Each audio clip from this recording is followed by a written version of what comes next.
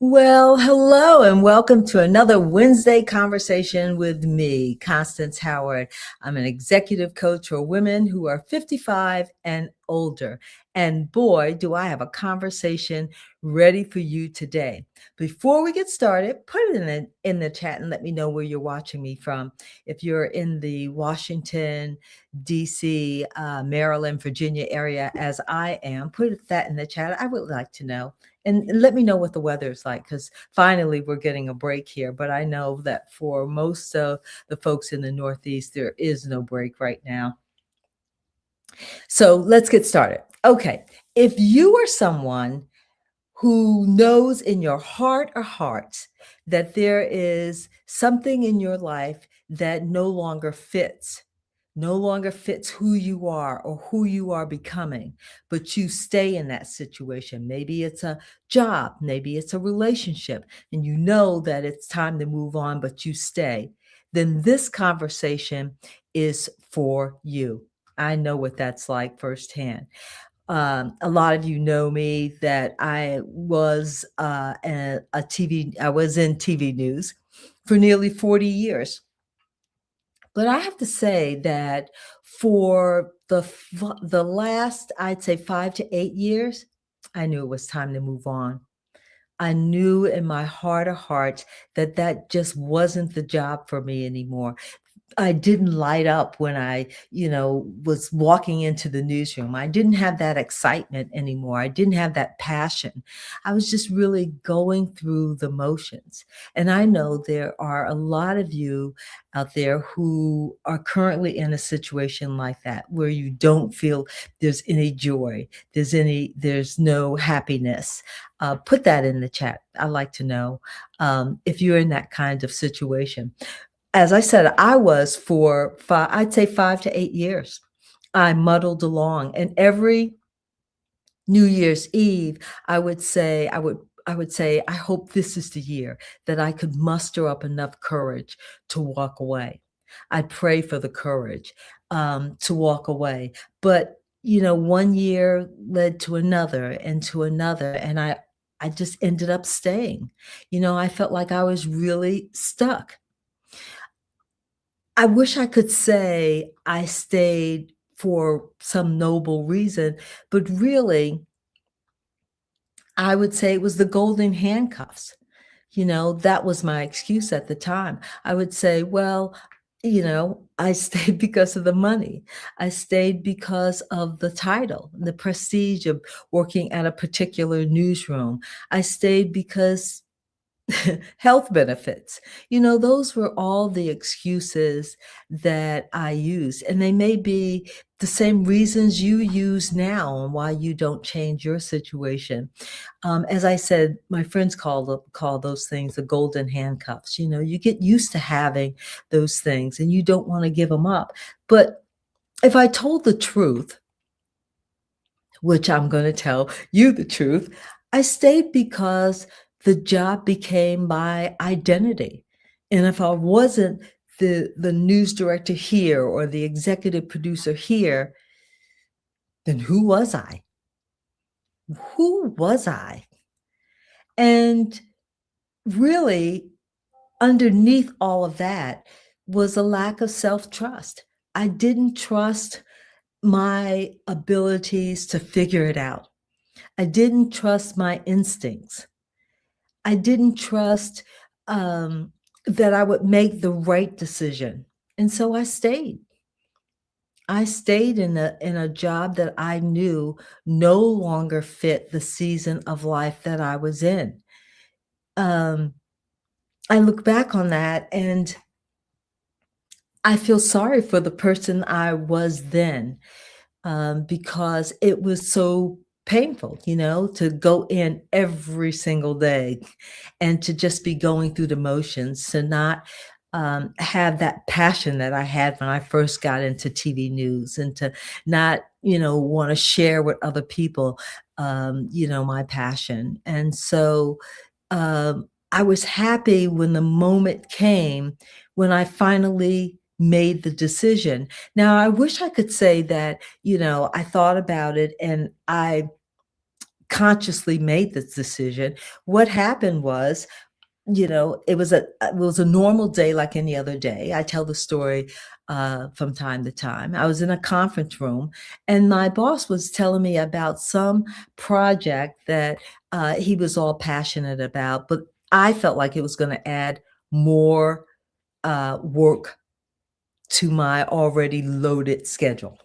And the more he talked, the more I kept hearing my mom's voice in my head saying, "Bet on you, bet on you."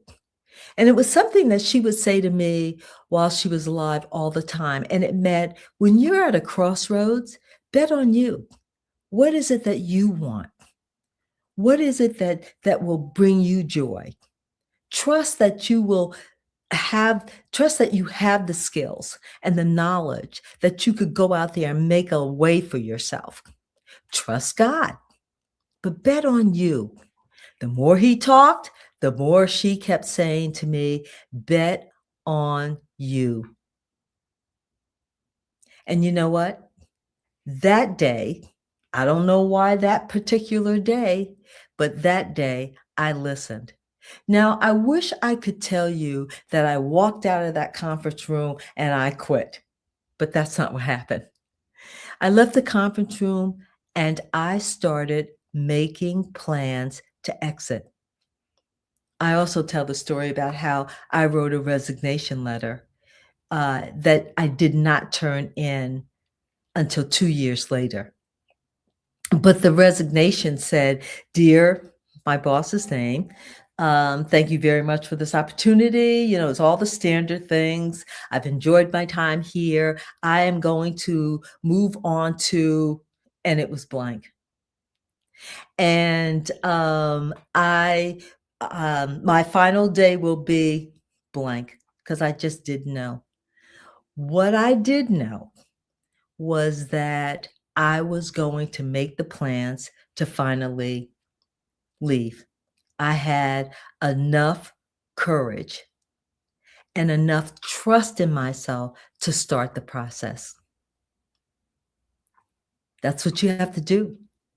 So here's what I know now that I wish I knew then, that self-trust doesn't come in some big, grandiose, dramatic moment.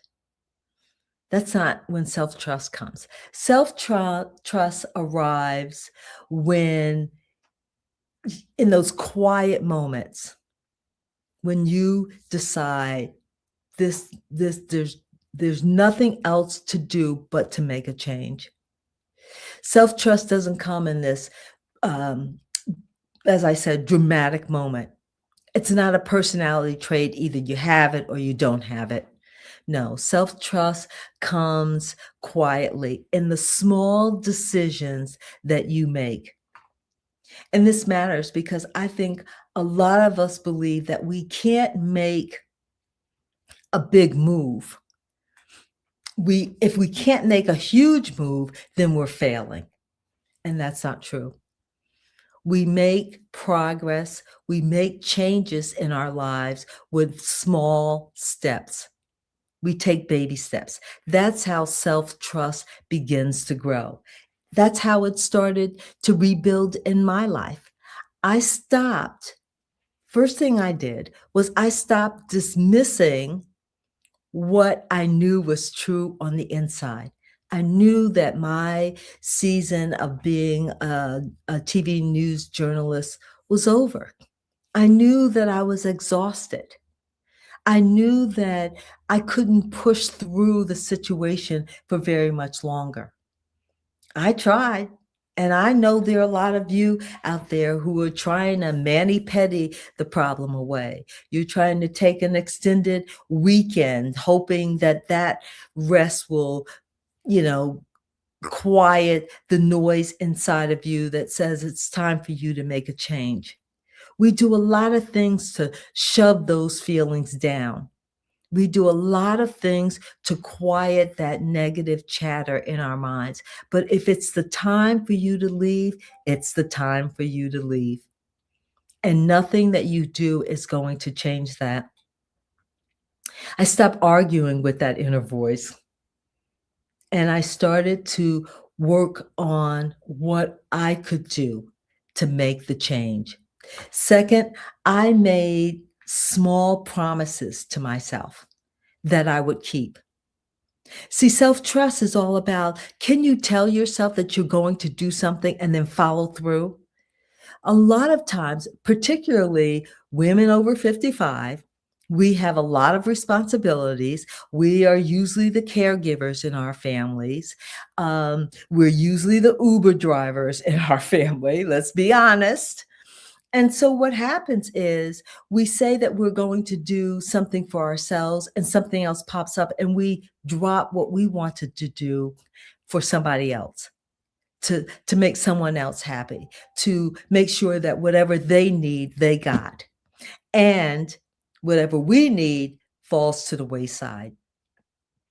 I don't want you to do that anymore. Make a promise to yourself and then keep that promise. That's the way self-trust is built. One small decision after another. And after time, you realize, wow, I can trust myself. I can hear and acknowledge and honor the needs that I have.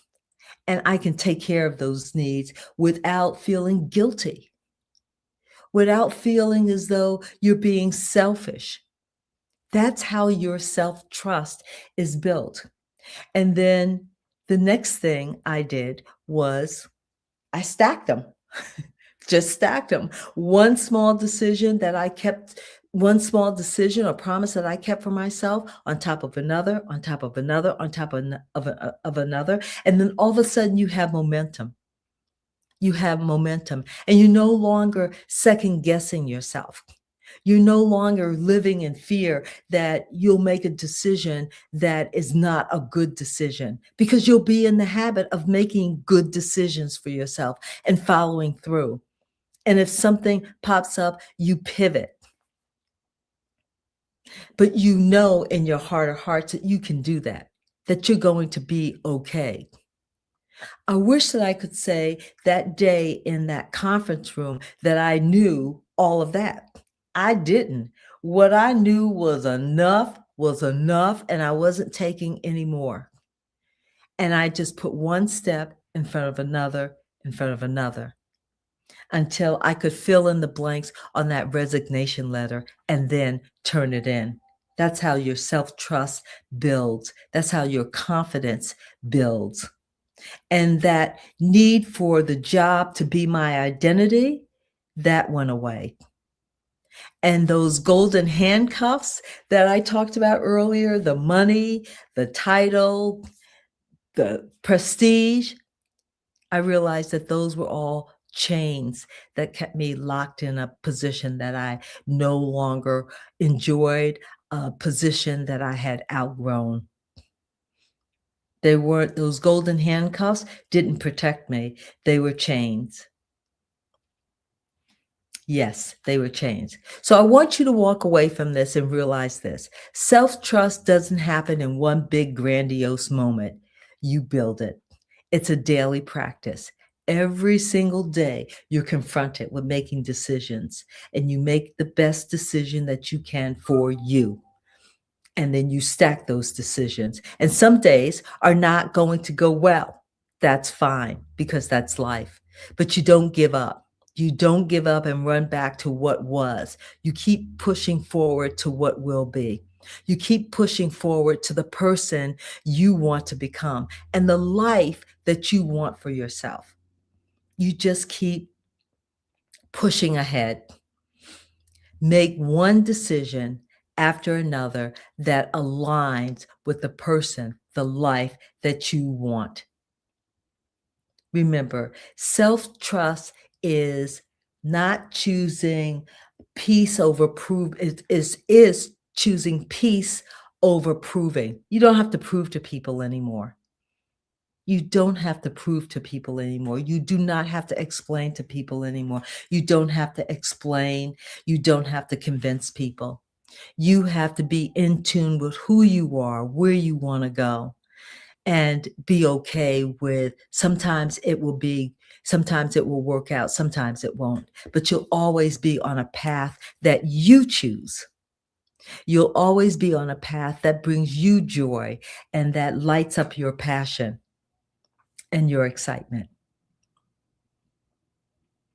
Listen, if this conversation resonates with you, please put it in the chat. Maybe you're struggling with a situation. Maybe you need to build your self-trust. I would love to know, and I would love to come alongside of you and help you in your journey. So put it in the chat, and I will follow up with you. And also, while you're down there, this is a shameless plug. Hit the subscribe button and hit the bell so you'll be notified when any new videos like this are posted. I post every week on some aspect of building your confidence, becoming the person you want to become. So put it in the chat and I will follow up with you. And always remember that I am cheering for your success. I am cheering for you to live the life that makes you happy. Take care and I'll see you next time.